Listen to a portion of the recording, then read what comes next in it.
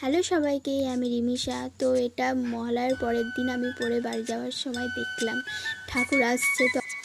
তো এটা সেদিনই বিকেলবেলা আমাদের এক্সাম শেষ হয়ে গেছে বলে আমরা সবাই ঠিক করেছি একটু খেতে যাব।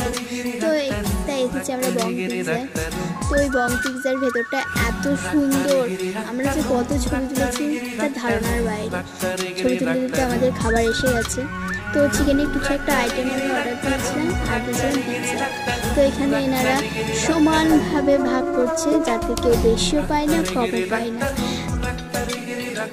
আর এই যে ইনি হলেন আমার সবসময়ের সঙ্গে। আর এই যে আমি, আমাদের খাওয়া দাওয়া ডান। তো প্যান্ডেলে দেখলাম মা এসে গেছে, আমরা সব দর্শন করে এবার বাড়ি যাচ্ছি। কিন্তু না, আমরা আবার সবাই মিলে ঠিক করেছি যে মোমো না খেলে আমরা তো বাড়ি যাবো না। তো আবার সবাই মিলে সামনে একটা মোমো স্টল ছিল, অনেকে মোমো খেলাম।